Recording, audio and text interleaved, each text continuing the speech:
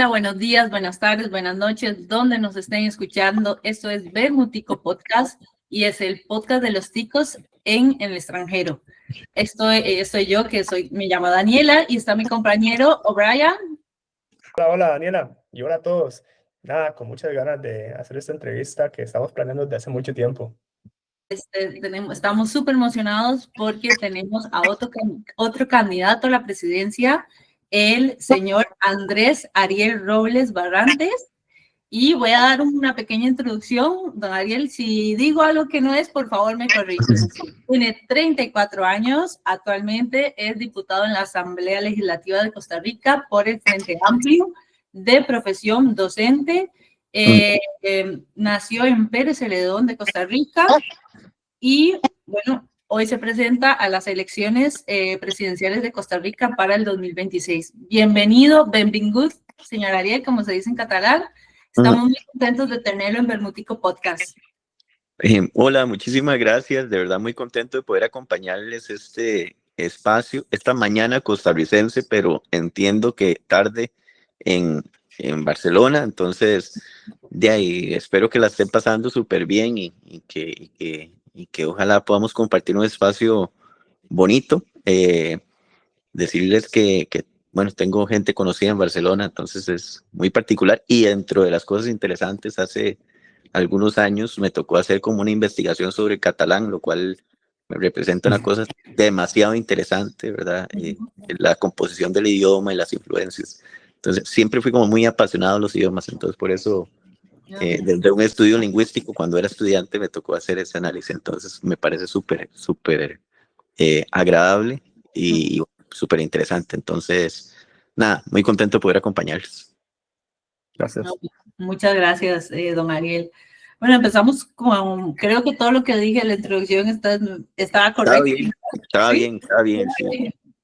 Ok, una de las cosas que me llamó mucho la atención es, tiene 34 años, o sea, muy joven, similar a Brian y yo, más o menos.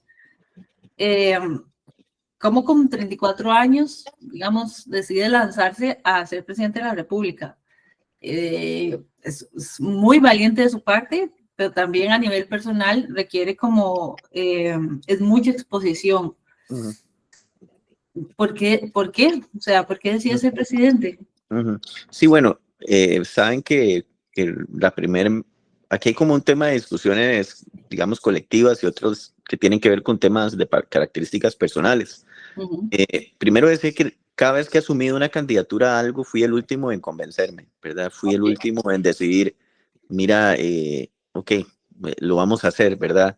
Siempre he respondido como más a un análisis colectivo, a un sector que dice, mira, pensemos este escenario, lo vemos de esta forma y que tal vez sea usted la persona oportuna que nos represente en el espacio de discusión política, ¿verdad? Y así fui candidato a regidor, primero sin un grupo de gente muy joven. En aquel momento decidimos que bueno, me correspondía a mí como en representación de este colectivo, asumir una candidatura, tuve la posibilidad de ser regidor, lo mismo pasó para la diputación y lo mismo pasó para la presidencia de la República. Es decir, primero fue una decisión más colectiva en la que nos planteamos, bueno, en este escenario que estamos viendo, vi que tendría que ser una persona de características jóvenes, que ha tenido como este espacio de discusión política en el último tiempo, que incomoda a ciertos sectores de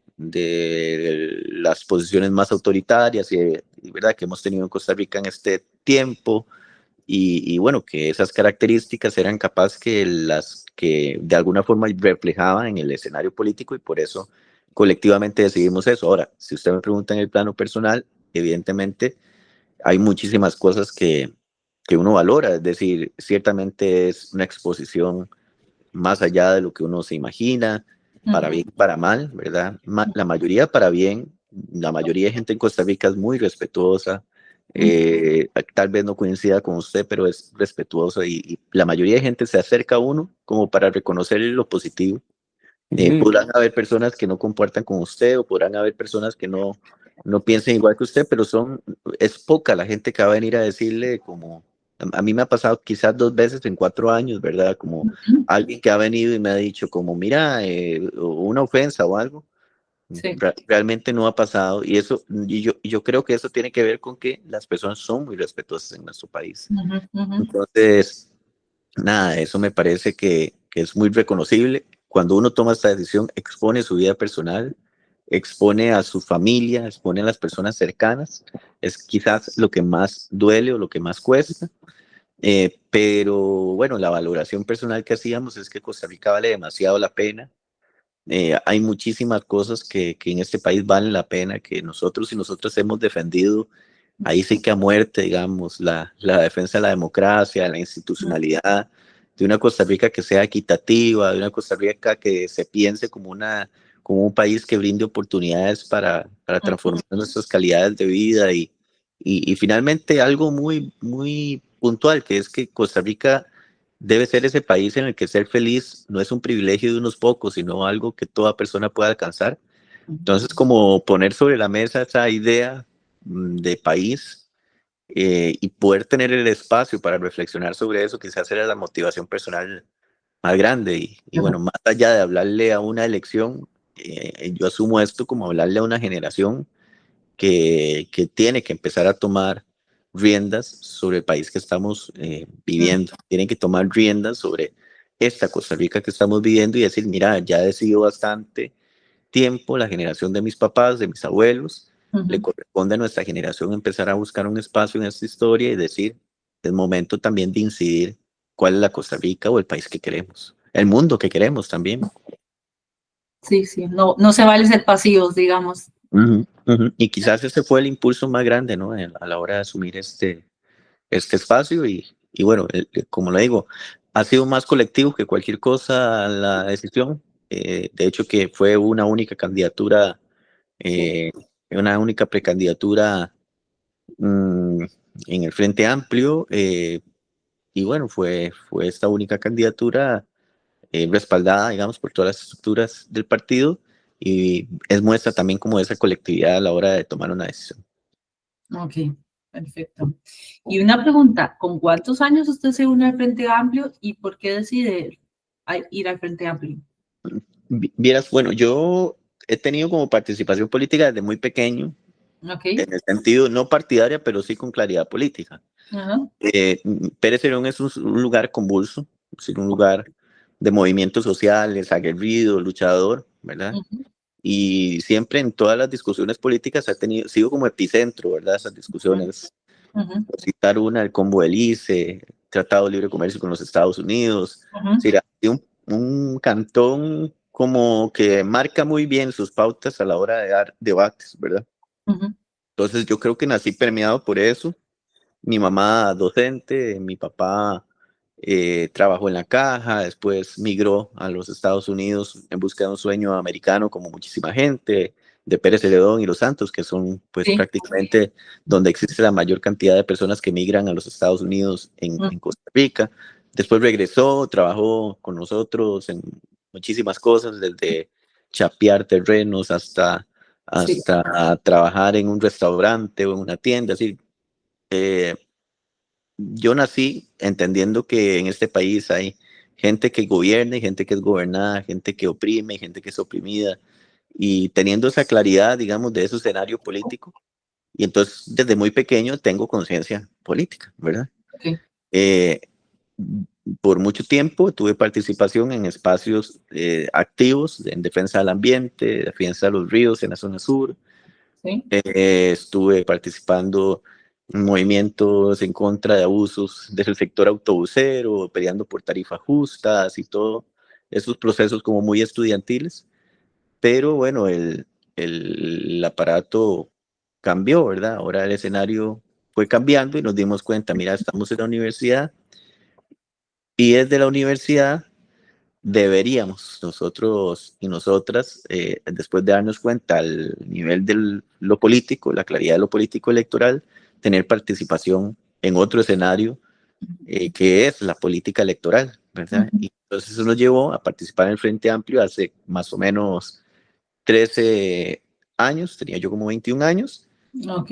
Y entramos en una oleada de lo que representó la campaña 2014 de José María Villalta, que, bueno, tipo de 38 años, creo, más o menos.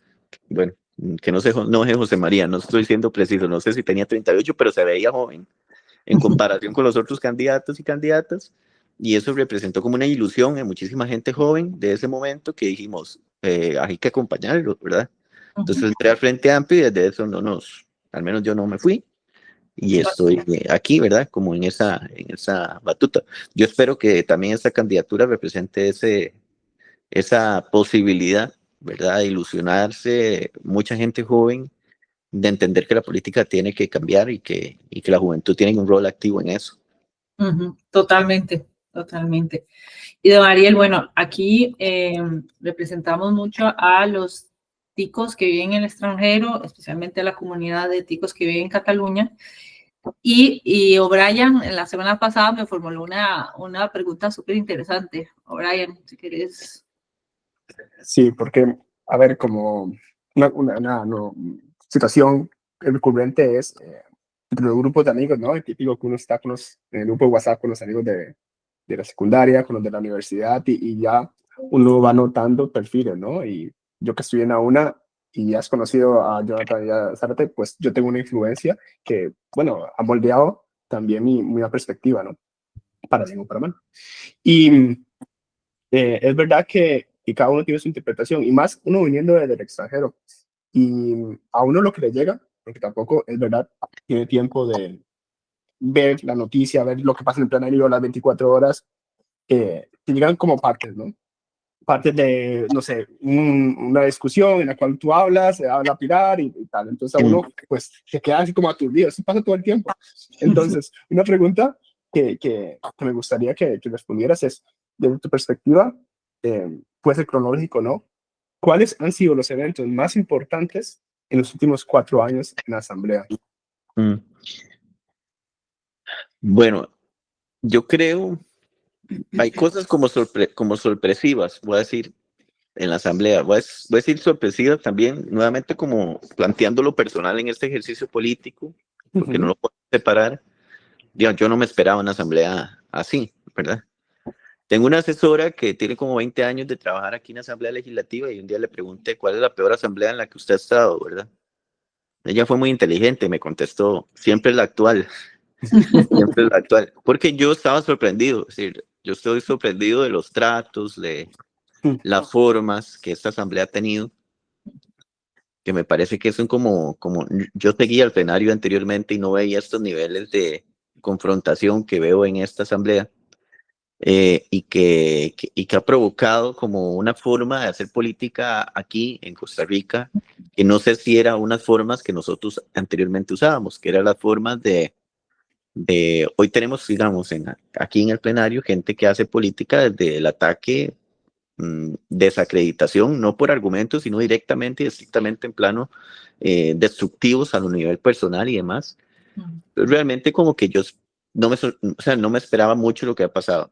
Si yo pienso como en la primera cosa que me parece que fue un hecho puntual que es importante ver, es ciertamente hay personas como doña Pilar, digamos, en esta Asamblea Legislativa que venían con una gran referencia, influencia, una, no sé, sobrevaloración sobre el ejercicio de lo que ella venía a hacer. Y una primera cosa que me parece que es un quiebre es darse cuenta que ella, más que ser leal a sus principios de lucha contra la corrupción, de no sé qué, le es leal a un partido, ¿verdad? Y le es leal a un proyecto político representado por el presidente. Entonces, primer quiebre que yo creo que es importante fue cuando se logra instaurar en esta Asamblea Legislativa una comisión que va a investigar la campaña electoral por las irregularidades que se tuvieron en la campaña, tanto de partido de gobierno como de Liberación Nacional, y el rol que ella ejerce dentro de la Asamblea Legislativa y dentro de la comisión es una defensa a ultranza de todo lo que se hizo, aunque abiertamente ella es una señora súper inteligente y capaz de ver que se cometieron múltiples delitos, ¿verdad? Entonces, que ella en lugar de decir, mira, porque repito, estoy consciente que es una persona completamente inteligente y capaz de entender es muy claro que, digamos, el artículo tal lo violentaron porque hicieron totalmente lo contrario y que eso no se necesita ser un abogado, igual que ella con solo pedirle un criterio a un abogado le diría, sí, eso lo violentaron con lo que hicieron, o el mismo Tribunal Supremo de Elecciones diciéndoselos, ¿verdad? Y que ella optara por, en lugar de decir, mira, sí, aquí se cometieron errores, por lo menos no voy a meterme en ese enredo, y optara por más bien atacar al Tribunal Supremo de Elecciones, por atacar al Poder Judicial, por atacar al fiscal, y desacreditarlos en el plano de lo comunicativo, creo que es un quiebre, ¿verdad? Porque da luz de que aquí hay un interés de usar lo comunicativo y el apoyo popular para manipular sectores importantes de la población y con esa caudal político orientarlo, me parece a mí, a un rompimiento de los órdenes institucionales con los cuales hemos convivido desde así, es decir, desde la fundación de la Segunda República, desde el 48, 49 para acá, ¿verdad? Entonces, ese me parece que es un primer escenario de quiebre. Me parece que un segundo escenario importante de quiebre de la composición de esta asamblea han sido los proyectos de vía rápida que le han dado al proyecto de interés de gobierno que se llama jornada de, ellos les dicen 4-3, nosotros le decimos jornadas de 12 horas porque finalmente es que la gente trabaje 12 horas sin el reconocimiento de las horas extra a partir de la 8ª hora, ¿verdad? De las 8 a las 12, ya eso pasarían a ser horas ordinarias en lugar de ser entendidas como horas extra, que en Costa Rica nuestra legislación dice que en una jornada ordinaria diurna, por ejemplo, de la 8 a la 12 tendría que pagarse como horas extra, por tanto se pagan más, ¿verdad? Y entonces el borrar eso del mapa es un proyecto, un interés de un sector empresarial muy puntual, muy pequeño, pero ha logrado mover esta asamblea legislativa que pareciera que ese es el tema fundamental. Entonces 2 veces se le ha dado vía rápida a ese proyecto y el gobierno ahí que ha puesto como todo su capital político en ese escenario. Hoy la asamblea está completamente tomada por esa discusión, votando miles de mociones en silencio, no se ve nada más que eso, aunque el mundo se esté cayendo. Y creo que el gobierno es una batalla que ganó, ¿verdad? En este espacio. Y me parece que el tercer tema fundamental tendría que ser, por decirlo de alguna forma, que más que un momento es el constante, ¿verdad? Es el constante rol en el que la causa de discusión en la Asamblea Legislativa son temas tan importantes como, pero que uno pensaba que ya estaban ganados y que eran fundamentales en Costa Rica, que ya estaban dados por hecho, por poner un ejemplo de un pilar tan importante como la democracia. O sea, yo no me imaginé que yo iba a venir a la Asamblea Legislativa nunca a debatirme la defensa de la democracia, el derecho a criticar del el riesgo de la persecución política, de la persecución a quien piensa diferente, de que yo nunca me imaginé que esos pilares, digo, pilares de los buenos, ¿verdad? Tan importantes, iban a ser la causa, digamos, del debate en muchos espacios de esta Asamblea Legislativa, porque ha habido una constante arremetida contra ese aparato institucional que nos daba la seguridad de que aquí en Costa Rica, que a un presidente se le pregunte hoy que si va a entregar el mandato después de su gobierno, en Costa Rica, esa pregunta, no sé si me Sí, ofende. Sí, ofende. La duda ya es... Bueno, para nosotros son como señales de alarma, red flags. Yo, capaz que aprovechando este espacio, ¿verdad? Y que es escuchado por personas que están fuera de nuestro país, digamos, ¿por qué en Costa Rica hay que preguntarle a un presidente si va a entregar el poder? Sí. Eso se daba por hecho. A todos los presidentes que hemos y presidenta que hemos tenido, se daba por un hecho. ¿Por qué a nuestro presidente actualmente se le pregunta si va a entregar el mandato? Que eso esté en duda, ¿verdad? Y que un presidente tenga que contestarlo, aunque él diga que lo va a hacer, pero que el simple hecho de que se le pregunte da muestras de que estamos a las puertas de estar en una, creo yo, que es la crisis democrática más grande que tenemos. Por eso, pues, a la hora de presentar la candidatura nuestra, lo he venido diciendo y lo repito. Mira, esta es la elección en la que más importante, ¿verdad?, de Costa Rica, desde la fundación de la Segunda República, porque nos jugamos la idea de la democracia en nuestro país. Yo estoy convencido de eso, ¿verdad? La siguiente elección, si la pierde el Frente Amplio, si fuera que el Frente Amplio va a perder una elección, no pasaría nada. O sea, hemos pasado por eso 1000 veces y seguimos adelante creyendo en las formas de este país. Pero si la siguiente elección depende de quien gane, quien pierde no es el Frente Amplio, ¿verdad? Pierde el Estado Social de Derecho, pierde la democracia, pierde la institucionalidad en la que vivimos, y visto y vivido en carne propia lo que son capaces de hacer, no tengo la menor duda que correríamos en riesgo incluso en nuestras garantías fundamentales, ¿verdad? Sí, el autoritarismo con rasgos fascistas, ¿verdad? Esa es la palabra. Solo evoluciona para mal. Y aquí ya hay esos rasgos, ¿verdad? Claro. Los he visto de cerca y los he atestiguado, digamos.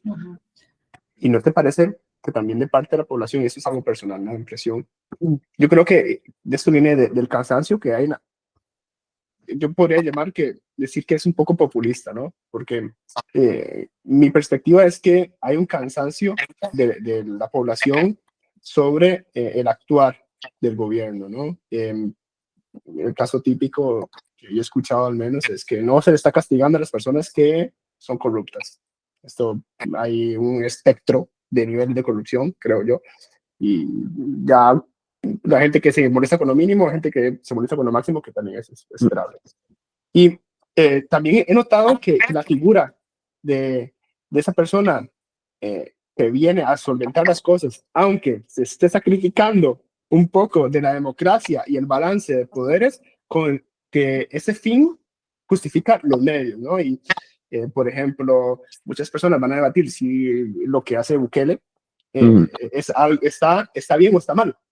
Entonces muchos dicen, mira, con que yo pueda dormir o pueda caminar en la tarde, en la noche, lo que sea, en El Salvador, pues yo prefiero eso a lo que había antes. Entonces, yo siento que hay parte de la población que está cansada y es lo mismo, hemos hablado también anteriormente con Claudia Robles y le dije lo mismo, es tirar una moneda, ¿no? Y yo lo que sí siento es que el costo-beneficio está ahí.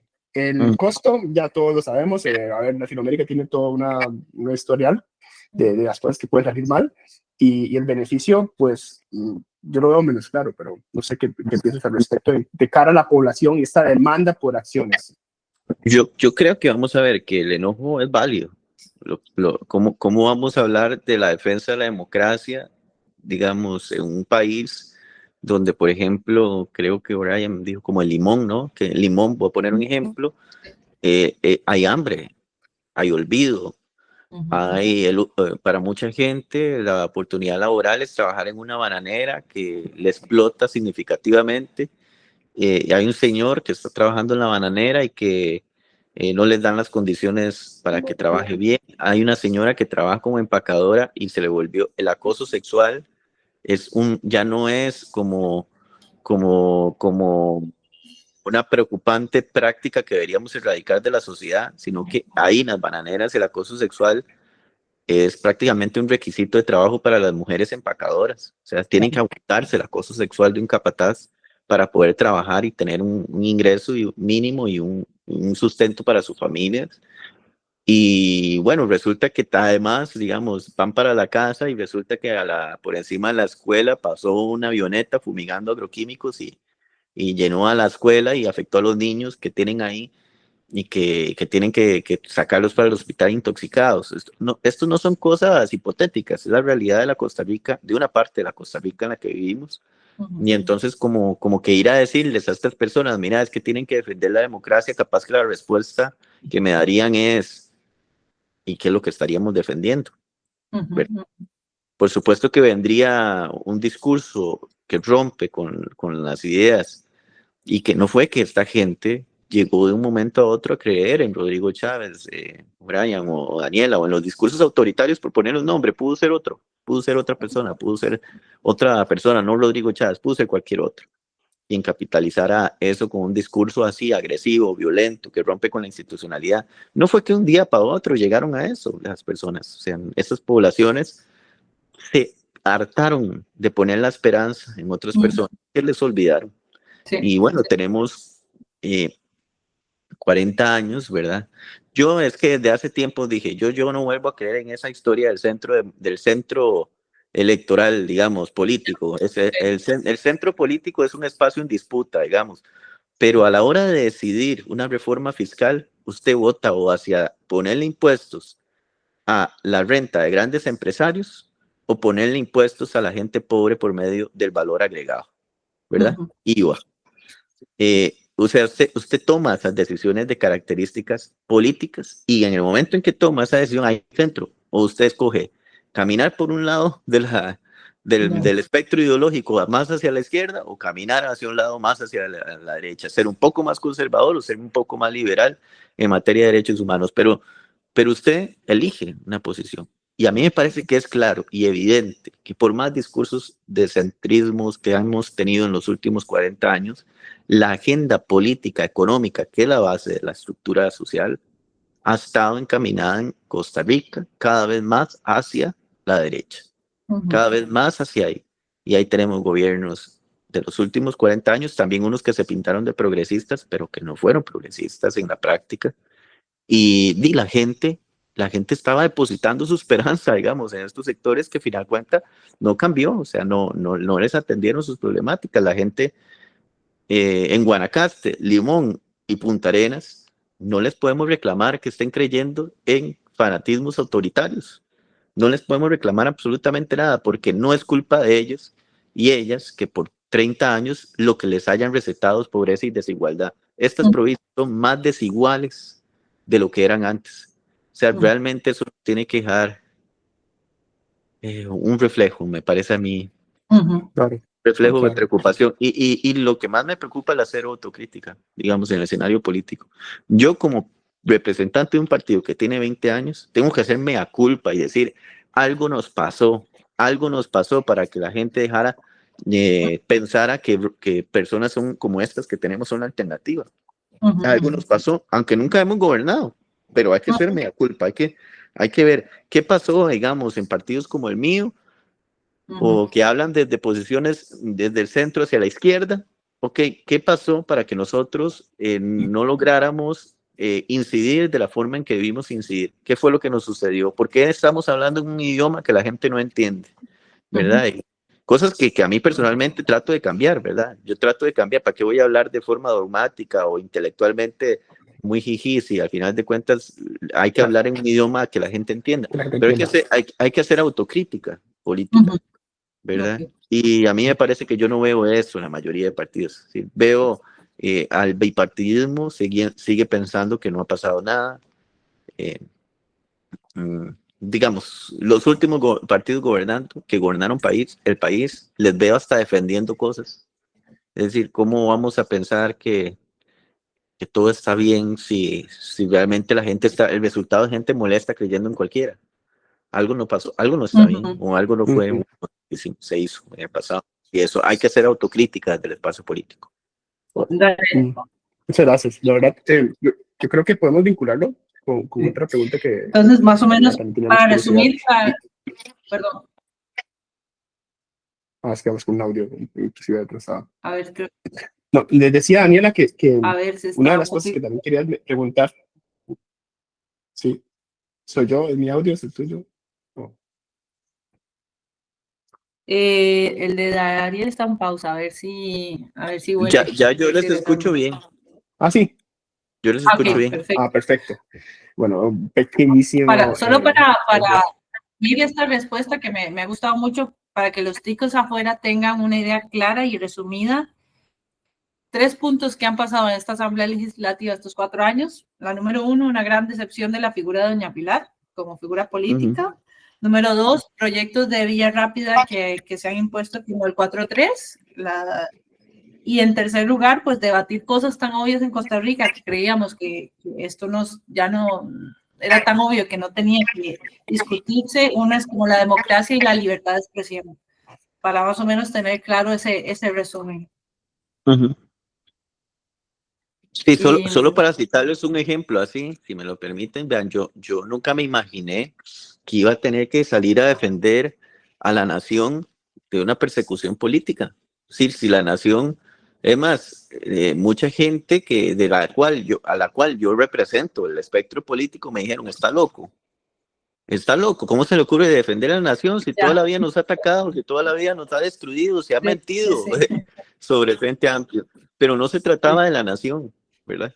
No se trataba de la nación, se trataba de que no es posible que en Costa Rica el ejercicio crítico sea motivo de persecución política. No está bien eso. Y puede ser hoy, mañana en la nación, puede ser pasado el medio más pequeño, puede ser yo, puede ser cualquiera. O sea, eso era lo que defendíamos, ¿verdad? Entonces, algo tan básico como eso, que me iba a imaginar yo que en una asamblea, que me iba a tocar a mí vivir esa asamblea legislativa. No estaba dentro de mi marco de referencia lo que era. Yo pensé que yo venía aquí a trabajar por la Costa Rica que soñaba.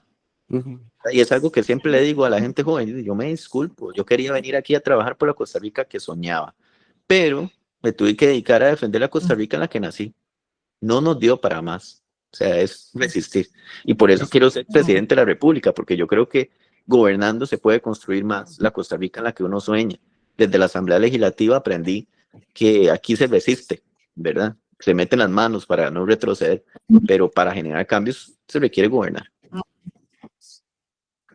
Antes de esto, recuperando un poco, es lo que mencionabas, que Daniela quería intervenir con el tema de los migrantes, ¿no? Y yo que vengo de Limón y yo creo que mucha gente que hemos conocido aquí en Barcelona también es de allá, pues algunos venimos con el privilegio, ¿no? Venir a estudiar, por ejemplo, y otros vienen de cara a necesidades. En el podcast que hemos tenido así. Entonces, no sé si Daniela, quieres introducir el tema de los chicos en el extranjero y lo que al menos nuestra experiencia se ha visto.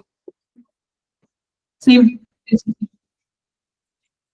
Sí, Gabriel, pues bueno, como ya lo sabe, somos una parte de los ticos en el extranjero, también estamos dentro de la Asociación Cultural Costarricense Catalana y pues en esto tenemos unas preguntas muy específicas, que uno es, para que tenga la idea de la problemática que tenemos, por ejemplo, para ir a votar, ahorita por la ley del Tribunal Supremo de Elecciones, solo podemos votar en consulados generales.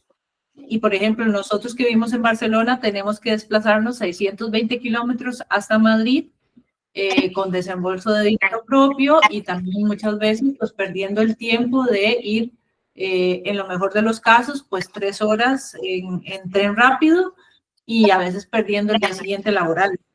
¿Qué opción si en caso que usted llegara a ser presidente, pues qué opción o qué reforma podría plantear hacer con respecto a este tema? Porque los que vivimos afuera, a pesar de que vivimos afuera, créanme que tenemos mucho el corazón puesto en Costa Rica. Y para nosotros es muy importante votar y ir a votar, ejercer nuestro derecho al voto. Bueno, primero quiero decirles que, aprovechando el espacio, agradecerles siempre a todo el voto de personas que están en el extranjero, costarricenses viviendo en el extranjero, que han dado al Frente Amplio. Es decir, si el Frente Amplio se moviera solo por el voto que tiene desde el extranjero, capaz que ya habría ganado elecciones, ¿verdad? Porque siempre hemos tenido un apoyo significativo y eso habla de dos cosas. Muchas de las personas que migran de nuestro país, ¿verdad? Y que se encuentran ubicadas en otros países, lo han hecho siendo profesionales, ¿verdad? Y es más, y es un número que recientemente, cuando usted revisa, va en aumento, ¿verdad? Habla también de las preocupaciones que tenemos en Costa Rica, es como mucho de nuestro talento, es decir, de las personas más capacitadas, más profesionales se nos están yendo, ¿verdad? Del proceso anterior electoral al de ahora, al menos un aumento de casi que 3,000 personas, ¿verdad? Que van a estar empadronadas para votar desde el extranjero. Eso, yo creo que no hay que perder la perspectiva de lo que eso significa. Entonces, quería aprovechar para decir que agradecemos eso. A mí me parece que hay que hacer una reforma y es algo que nosotros habíamos conversado en su momento con incluso sectores del Tribunal Supremo de Elecciones, porque esta es materia electoral, no es algo que el gobierno de turno pueda llegar y resolver solo, ¿verdad? Tiene que haber una colaboración, un vínculo con el Tribunal Supremo de Elecciones y una reforma de características electorales para poder visualizar más en un marco de que pareciera que es una población que va a ir aumentando significativamente, cómo atender, digamos, las necesidades que tienen para que puedan tener un ejercicio electoral tan válido y merecido como lo tienen todas las personas que viven en Costa Rica también, porque haber migrado no quiere decir que yo no tengo posibilidades de ejercer ese derecho electoral.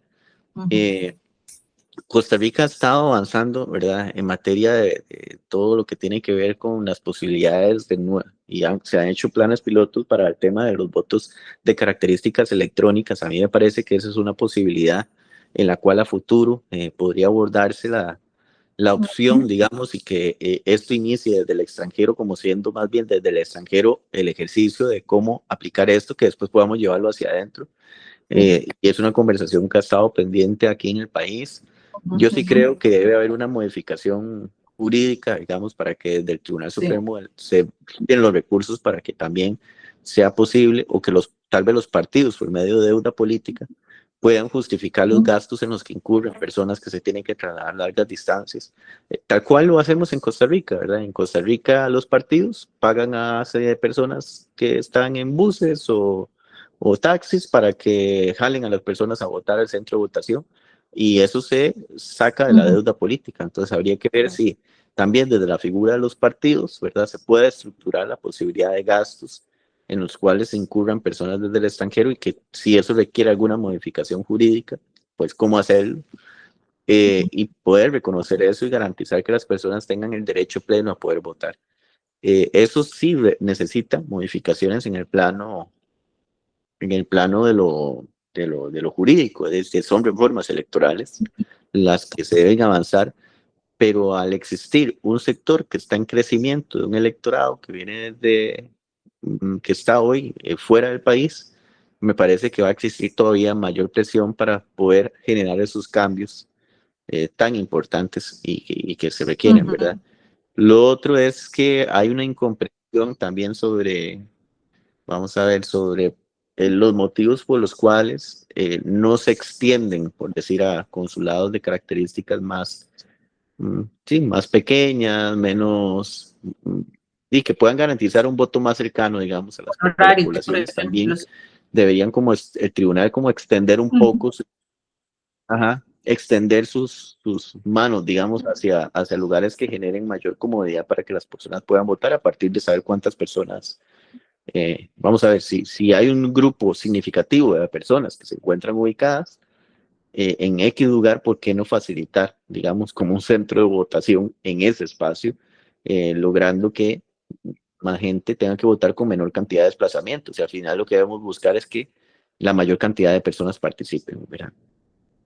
Yo creo que de cara a ir avanzando, ¿no, Daniela? Porque eso está súper buena la conversación, y creo que hablar un poco de las coaliciones, ¿no? Porque es muy importante, algo que nos abrió, honestamente, Claudia Oble la última vez, sobre el fraccionamiento de los partidos y cómo esto, no sé, corrígeme si me equivoco, Ariel, está haciendo un poco la tarea difícil en la Asamblea para tomar decisiones. Y ella decía que se tenía que ahondar más en un sistema de coaliciones dentro de la Asamblea. No sé qué opinas. Sí, bueno, yo creo que, vamos a ver, el decir no logro cosas por fraccionamiento político me parece que podría ser una excusa muy sencilla de dar para justificar no hacer cosas, ¿verdad? Lo voy a poner en este escenario para que un poco se entienda mejor.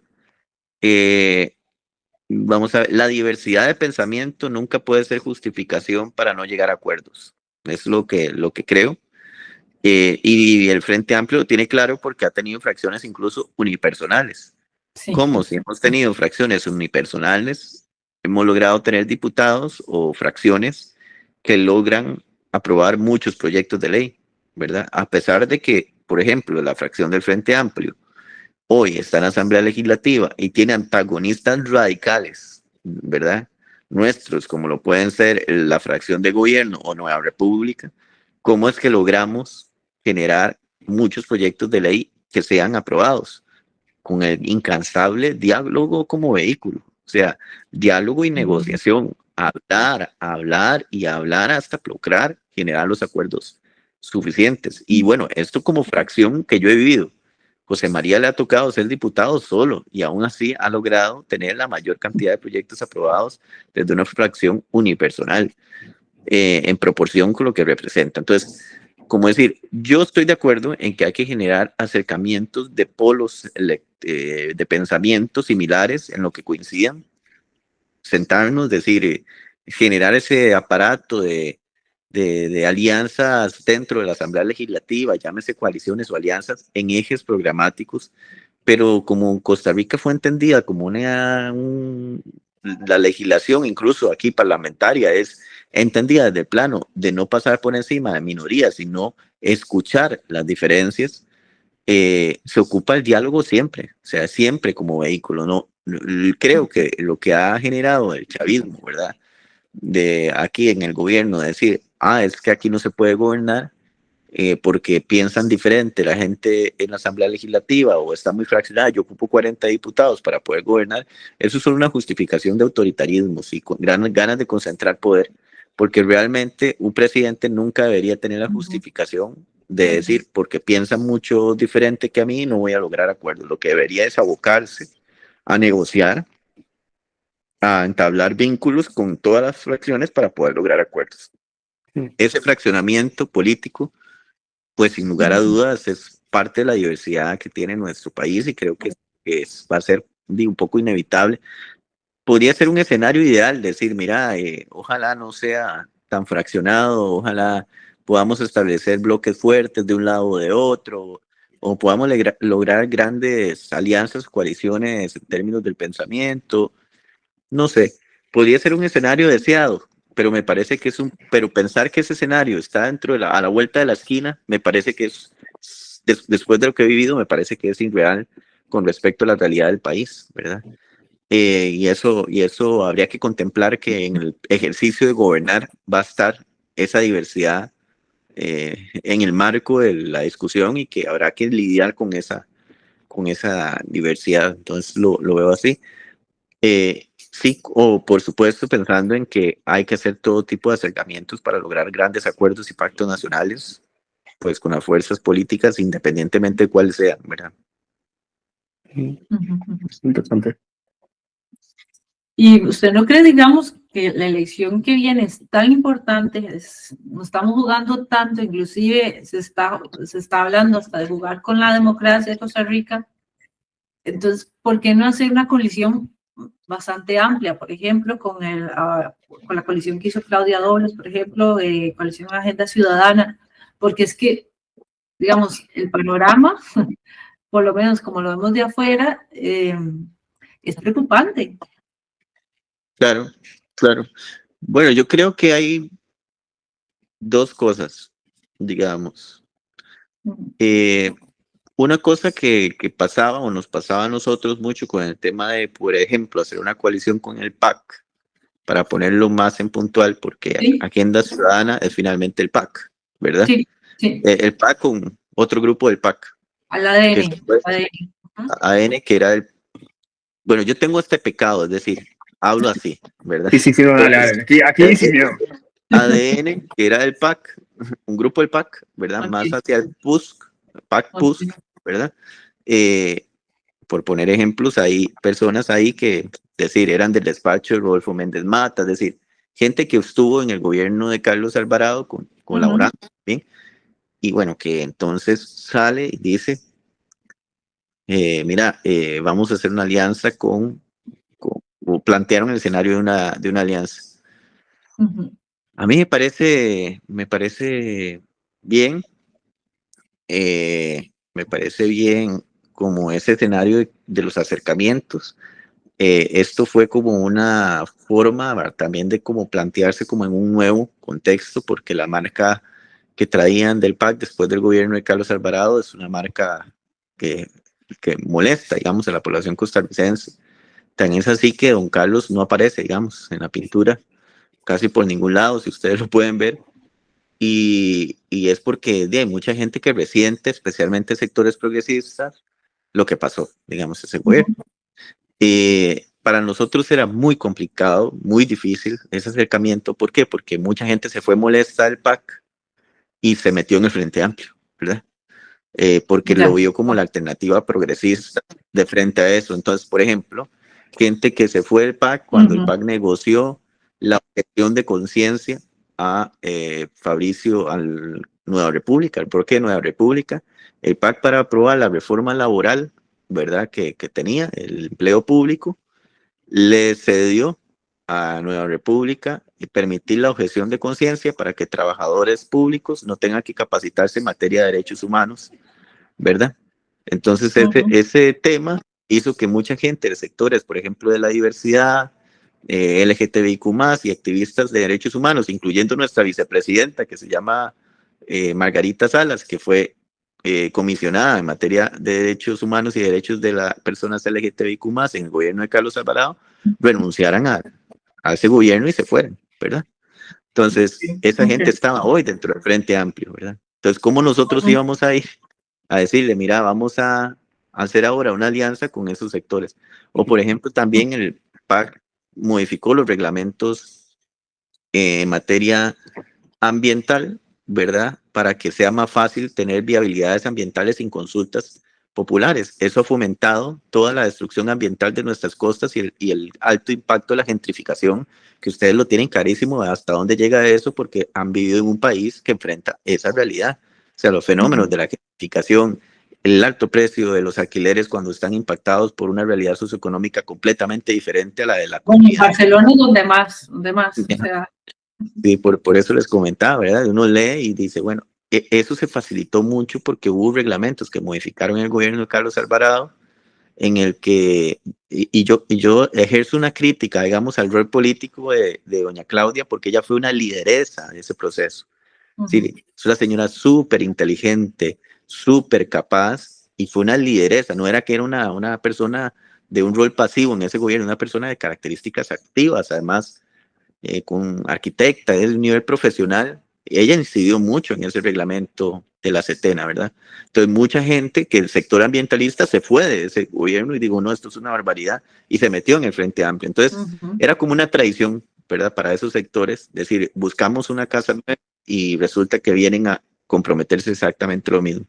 Yo creo que la elección que se viene no debe ser como las otras elecciones del anti-algo. Me parece que eso es un error.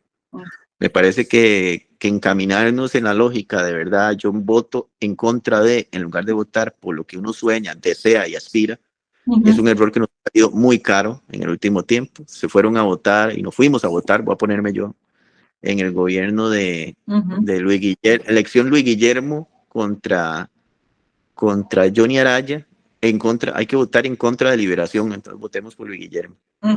Se vino la elección de Fabricio Alvarado, sí. Carlos Alvarado, hay que ir a votar en contra de Fabricio, y entonces quedó Carlos Alvarado. Entonces resulta que esa lógica, ¿verdad?, electoral se ha venido dando como de votar anti algo y no por la Costa Rica que uno sueña, que uno desea, y eso hace que sea complicado, ¿verdad?, que sea difícil, que podamos construir una idea país. A mí me preocupa que volvamos a... Yo voté por Carlos Alvarado en contra de Fabricio, sí. Y después se vino la elección de Rodrigo Chávez contra Figueres, entonces hay que votar por Rodrigo Chávez en contra de Figueres, ¿verdad? Nuevamente sí, no es una votación, es una votación de antis, no de sueños, no de ideas. Vamos encaminados, me pareciera entonces ahora que hay que votar o en contra de Liberación o en contra del chavismo, ¿verdad? Yo creo que ahí hay un camino sin salida. Me parece que deberíamos plantear las ideas por el fondo, porque en estas votaciones anti algo, es un poco lo que les decía, el modelo de desarrollo económico y la idea económica del país no ha sido la discusión. Y algunos gritan y atacan la democracia y ofenden, y otros hablan muy bonito y muy tranquilo y muy respetuosos del aparato democrático, pero por el fondo coinciden exactamente en la misma idea económica, ¿verdad? Y la misma defensa del modelo que ha sido un modelo excluyente, altamente desigual, como el que vivimos en nuestro país. Y termino diciendo esto, digamos, solo para que vean el juego del azar político como es. Y yo no sabía quién era Rodrigo Chávez, creo que nadie sabía quién era Rodrigo Chávez. ¿Cómo llegó Rodrigo Chávez a Costa Rica? ¿En qué fue nombrado? ¿En qué gobierno?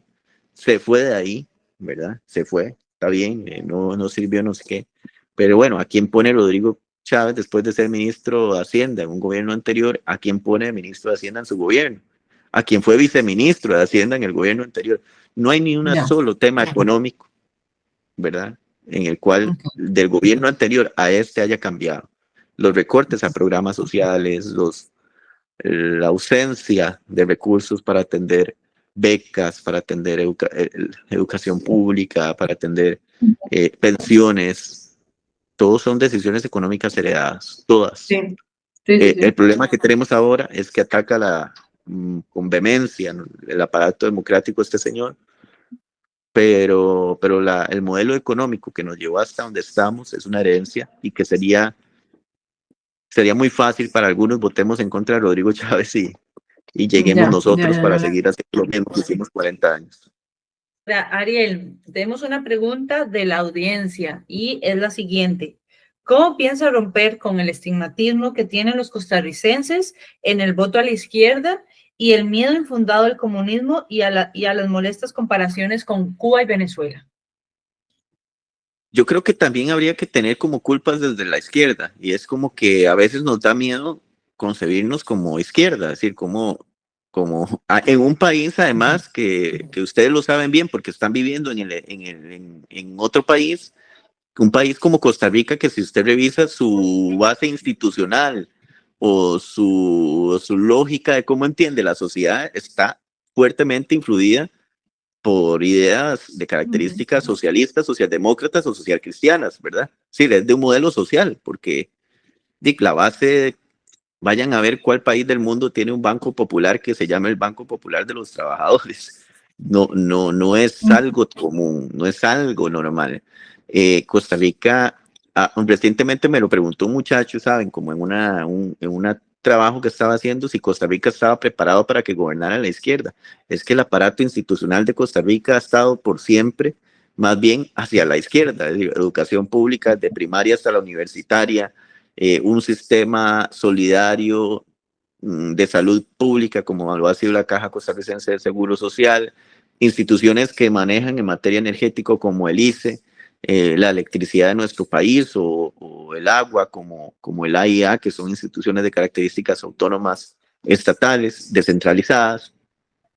Todo esto es reflejo de que Costa Rica que está preparado no para que le gobierne la izquierda, es que la izquierda ha tenido influencia desde diferentes escenarios políticos desde toda la vida, ¿verdad? Yo creo, ¿verdad?, que entonces empezar a hablar en los espacios políticos que tengamos con responsabilidad, de tratar de que la política sea un poco más pedagógica para poder saber entender en qué escenario estamos y qué representamos, puede ayudar, digamos, a desmitificar.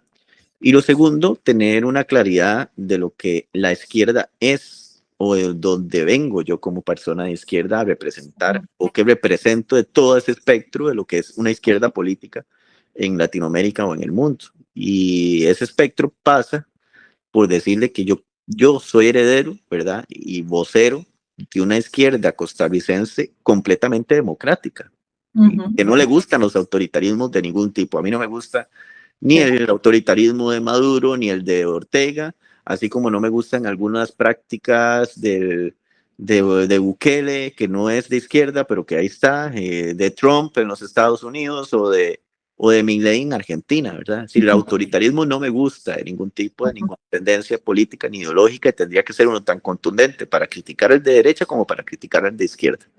Y eso es lo primero, porque antes de ser de izquierda o derecha, usted tiene que ser demócrata. Y es que yo soy demócrata antes de ser de izquierda, ¿verdad? Y entonces eso me lleva a mí a que tengo que ser contundente en esas críticas y es por lo que creo y por lo que me muevo. Entonces, Costa Rica debe asemejarse a entender que hay también fuerzas de izquierda. España es un ejemplo, como el que ahorita planteaba, pero por ejemplo, también hemos tenido ejemplos latinoamericanos exitosos de una izquierda democrática, como lo es en Uruguay con Pepe Mujica, como lo fue o lo ha sido Chile con Boric. Es decir, si me quieren comparar con alguien, compárenme más con Pepe Mujica, quien tanto admiré, o con Boric en su estilo de gobernanza y posiciones democráticas en su país, no con esos otros, ¿verdad?, lugares. Y lo otro es que creo que hay nuevas generaciones en el país, ¿verdad? Ya no son aquellos tiempos de la Guerra Fría en la que decir comunista era, y sí, gente que tenía de chiquitos y que hoy está el internet, o está la posibilidad de que investiguemos por nuestra propia cuenta, y más allá de poner estigmas o etiquetas, decir, mira, ¿qué defiende usted?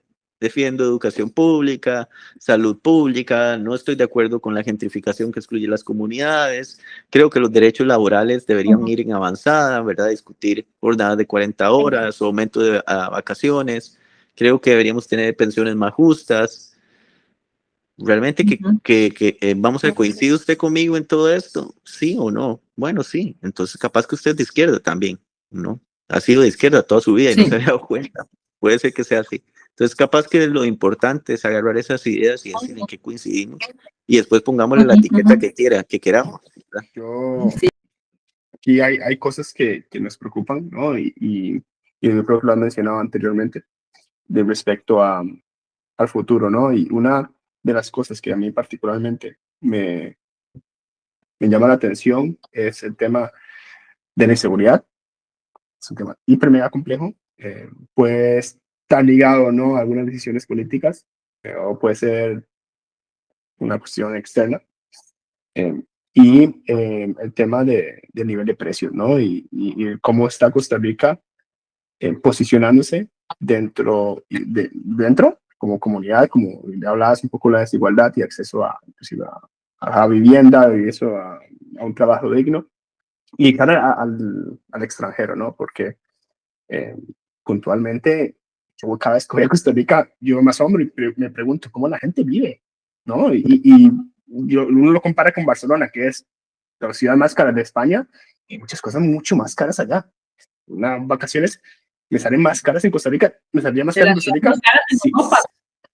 Sí, claro.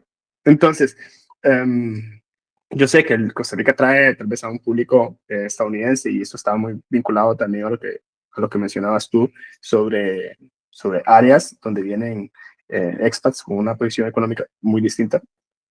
Pero sí, en resumen, es dentro del país, yo siento que no hay competencia, y esto también implica precios o duopolos o monopolios que pues te dejan parte de estas ganancias, y a la persona de a pie, no, inclusive para cosas muy básicas como el arroz, los frijoles, y también tiene que ver un poco con el modelo de importación.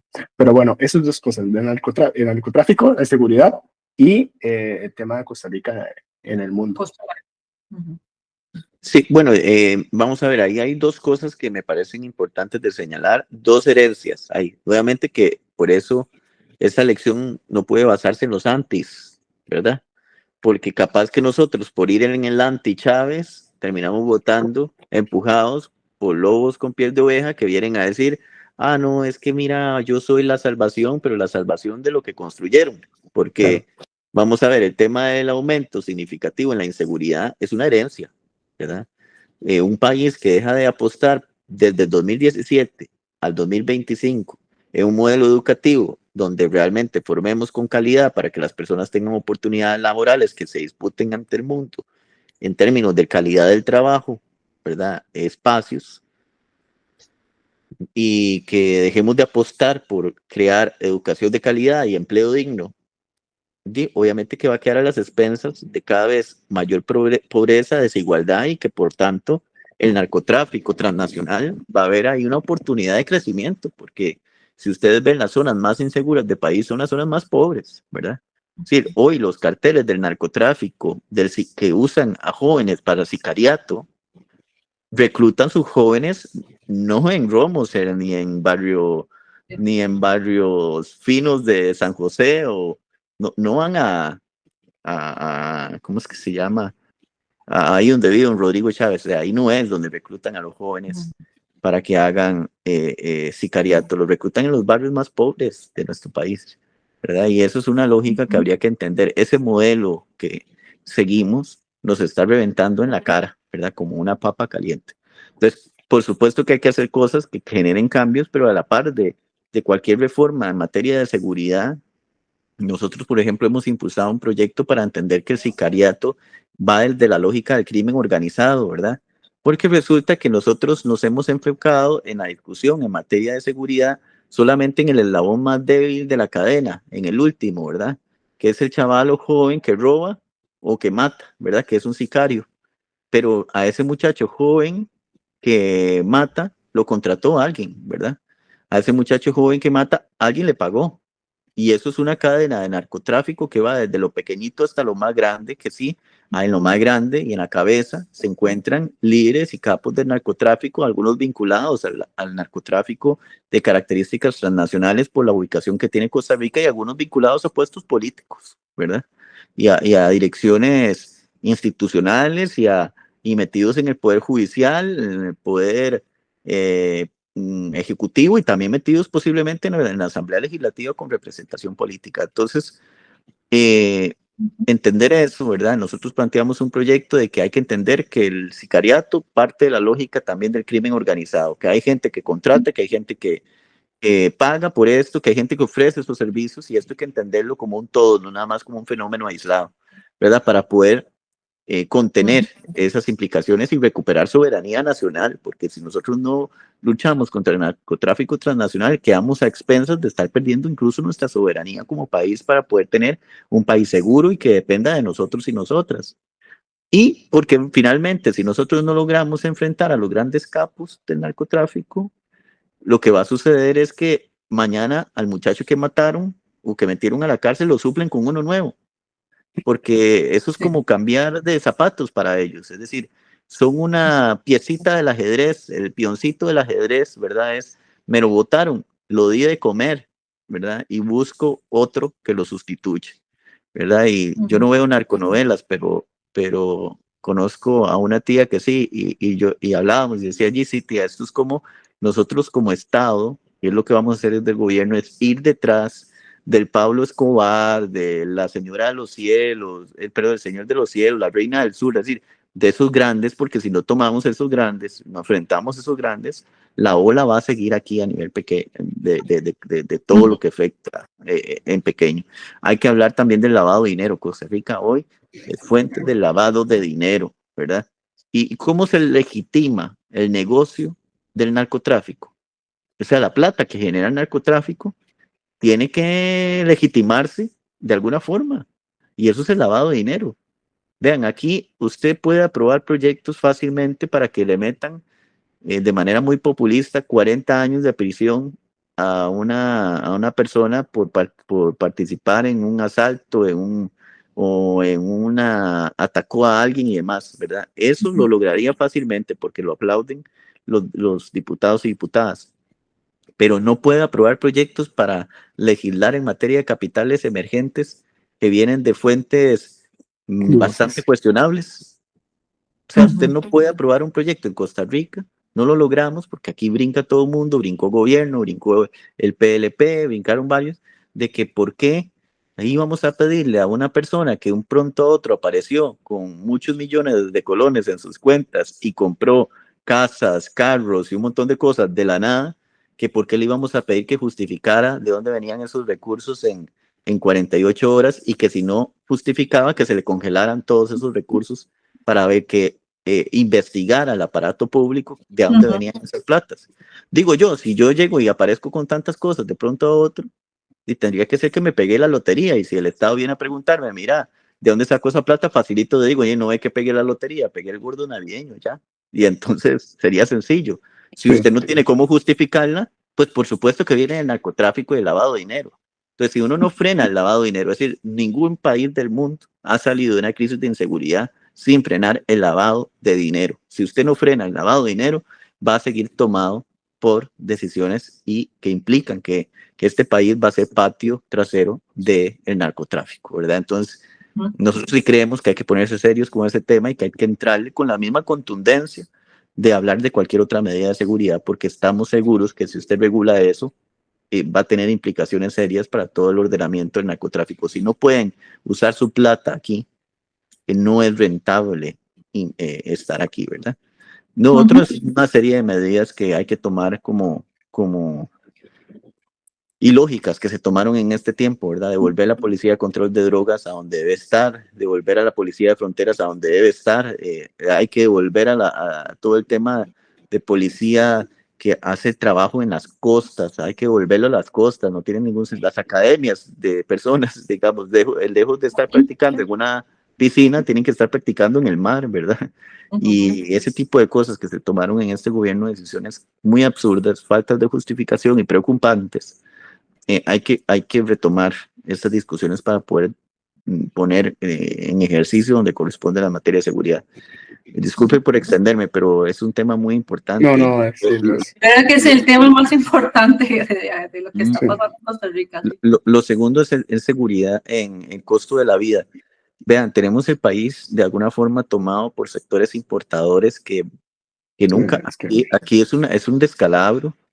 Vamos a ver, abandonamos la producción de granos básicos que podría generar, incluso a mí me sorprende, ¿verdad? Y Brian, digamos, con el respeto que tienen todos los economistas, pero me sorprenden algunos economistas que hablan de libre mercado, de libre competencia, ¿verdad?